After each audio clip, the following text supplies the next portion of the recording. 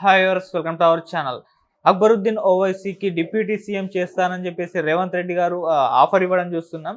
అయితే రేవంత్ రెడ్డి గారు ఈ ఆఫర్ ఎందుకు ఇచ్చినట్టు, అసలు డిప్యూటీ సీఎం ఎందుకు చేస్తున్నారు? మరి డిప్యూటీ సీఎంగా ఇప్పుడు బట్టి విక్రమార్క గారు ఉన్నారు కదా, మరి వాటిని కంటిన్యూ చేస్తూనే ఈయన కూడా డిప్యూటీ సీఎం ఇస్తారా, లేదంటే ఆయన్ని తీసేసి ఆయన ప్లేస్లో ఈయనకి ఇస్తారా అని చెప్పేసి ఒక డౌట్ అయితే అందరిలో క్రియేట్ అయిపోయింది. అసలు ఈ ఆఫర్ ఎందుకు చేశారు, ఏం జరిగింది? ఇప్పుడు ఇదే అంశం మీద డిస్కస్ చేయడానికి ప్రజెంట్ మనతో పాటు జగదేవ్ గారు సీనియర్ జర్నలిస్ట్ ఉన్నారు, వారితో ఒకసారి మాట్లాడదాం. సార్ నమస్కారం.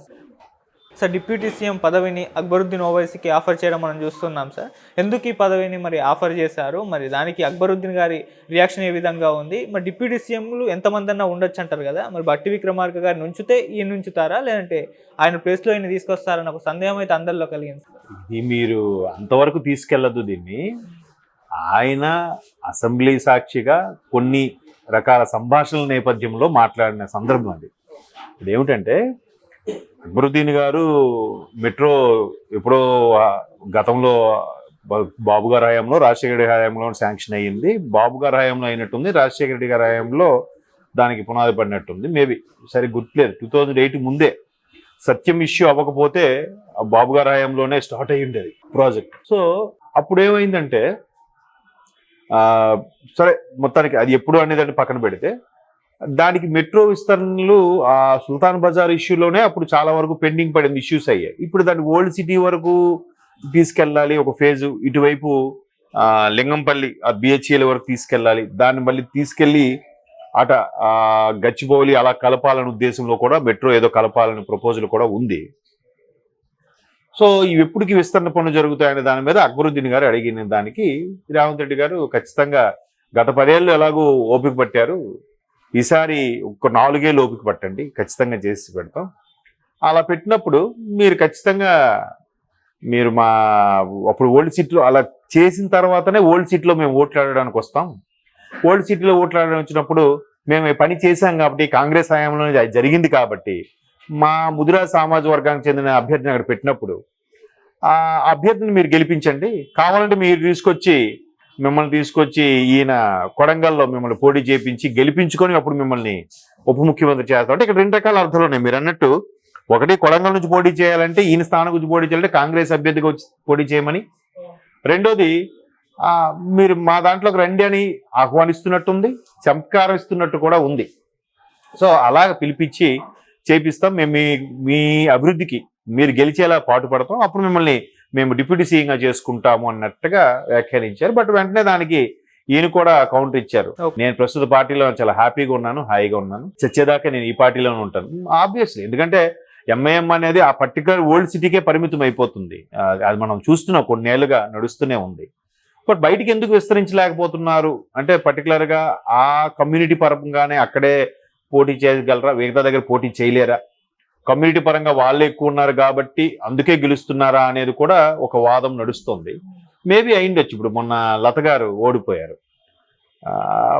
బట్ ఆవిడ చాలా మంచి గట్టి పోటీ ఇచ్చారు, గెలుస్తారేమో అనుకున్నాం. కానీ బట్ అసదుద్దీన్ మీద ఓడిపోవడం జరిగింది ఎంపీగా. బట్ మంచి పోటీ ఇచ్చారు. అలా మార్పు వస్తే ఏదైనా మార్చడానికి బాగుంటుంది. ఇప్పుడు చాలామంది విశ్లేషకులు, విమర్శకులు చెప్పేది కూడా ఏంటంటే, ఓల్డ్ సిటీలో కొద్దిగా రూల్స్ అతిక్రమించేలా ఉంటాయి, లేదంటే సరిగ్గా ఎవరు ఫాలో అవ్వరు, ఇరుకుగా ఉంటాయి రోడ్లు, అక్కడ విస్తరణ పనులు కూడా సరిగ్గా జరగవు అనే విమర్శ అయితే ఉంది.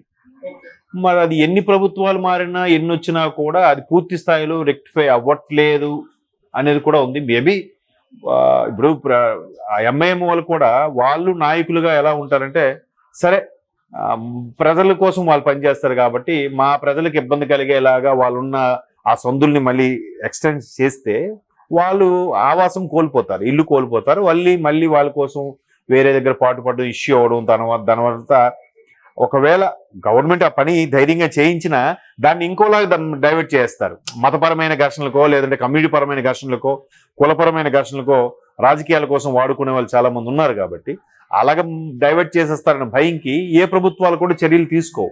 సరే నడవని, ఎందుకులే వాళ్ళకి మన అవకాశం కల్పిద్దామన్నా వాళ్ళు అట్లా ఉన్న పరిస్థితుల్లో మనం ఎందుకులే అన్నట్టు కూడా ఉంది.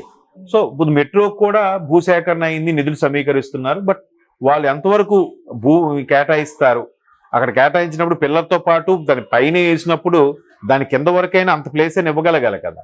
లేదు పైన ఇస్తాం మేము కింద ఇల్లు కట్టేసుకుంటామంటే కష్టతరమైన పని. అప్పటికి ఇప్పుడు నాంపల్లి దగ్గర మీరు చూడండి, ఆ కర్వలో నాంపల్లి రైల్వే స్టేషన్కి ముందు అక్కడ కర్వ ఉంటుంది, అక్కడ మెట్రో స్టేషన్కి ఆనుకొని దగ్గరలో షాపులు ఉన్నట్టు ఉంటాయి మీరు అబ్జర్వ్ చేస్తే. సో అంత దగ్గరలో ఉండకూడదు, మినిమం అట్లీస్ట్ ఒక 2 మీటర్స్ డిస్టెన్స్ అయినా ఉండాలి ఆ మెట్రో స్టేషన్కి ఉన్న దానికి. అది లేదు అక్కడ, మరి అంతకు మించి వాళ్ళు ఇవ్వలేదు అనమాట.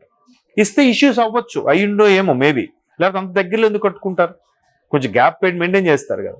సో ఇక్కడికే అంత బిజీ రోడ్డు దగ్గరికే ఆ పరిస్థితి వస్తే అక్కడికి వెళ్ళాక సందులు ఆ గల్లీల్లో ఇంకా ఎక్స్టెండ్ చేయడానికి ఇబ్బంది కలగచ్చు. అందువల్ల కూడా మెట్రో పనులు కూల్గా సాగుతుండొచ్చు.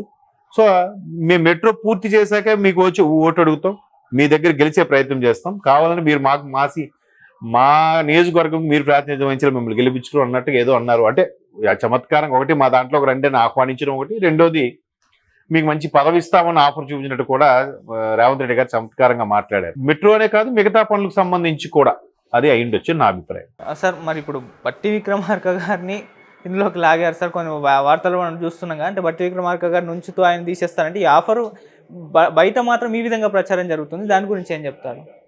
ఇది సందర్భానుసారంగా చమత్కరించిన అంశంగానే మనం తీసుకోవాలి, కానీ అది జరిగే పని కాదండి. ఎంఐఎంను విడిచిపెట్టి ఈయన రారు, ఎందుకంటే శాసనసభాపక్ష నేత ఎంఐఎం తరపున ఆయన అక్బరుద్దీన్ గారు, ఒక అక్బరుద్దీన్ ఎమ్మెల్యేగానే కాదు చాంద్రాయణగుట్టకి శాసనసభాపక్ష నేత కూడా ఎంఐఎం తరపున, దాన్ని ఏమంటారు మజ్లిస్ లెజిస్లేటివ్ పార్టీ అధ్యక్షుడు ఆయన.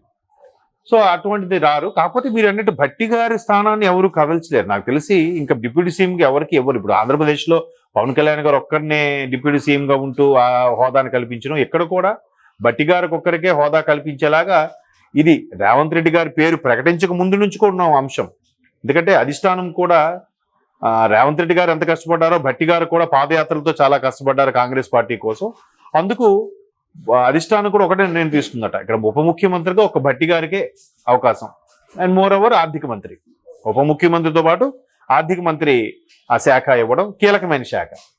సో అందుకే మీరు అబ్జర్వ్ చేస్తే ప్రభుత్వం సంబంధించిన పథకాలు కానీ ప్రభుత్వం సంబంధించిన హోర్డింగ్స్ అన్నింటిలో కూడా రేవంత్ రెడ్డి గారితో పాటు భట్టి గారి ఫోటో కూడా ఉంటుంది. ఇంకెక్కడ కూడా వేరే ప్రభుత్వాలు ఎక్కడ కూడా ఓన్లీ ముఖ్యమంత్రి ఫోటో ఉంటుంది తప్ప వేరే వాళ్ళ ఫోటో ఉంది.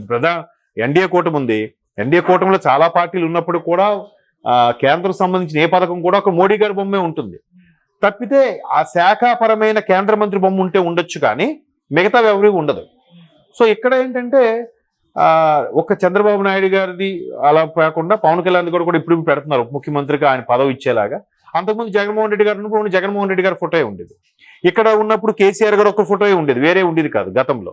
సో ఇక్కడ ఇప్పుడు తెలంగాణలో మాత్రం రేవంత్ రెడ్డి గారితో పాటు బట్టి విక్రమార్క గారి ఫోటో కూడా ఉంటుంది కాబట్టి ఉప ముఖ్యమంత్రి స్థాయి ఆ పదవి ఆ హోదా ఆయన ఒక్కరికే చెల్లేలాగా పెట్టారు.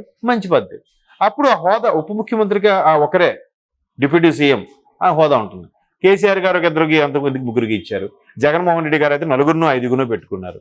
ఏముంది పేరుకే ఎంతమందికి ఇచ్చుకోవచ్చు, ఏముంది, దానికి ఒక పవరు దానికి ఒక స్థాయి కల్పిస్తే కదా దానికి ఇవ్వచ్చు. సో అలాగే బట్టి గారి స్థానాన్ని ఎవరు రీప్లేస్ చేయలేరు, అది అలాగే ఉంటుంది. కాంగ్రెస్ అధిష్టానం కానీ కాంగ్రెస్ కార్యకర్తల్లో ఉండే అభిమానం కానీ భట్టి గారికి ఆ స్థానం ఉంది కాబట్టి అది అలాగే ఉంటుంది.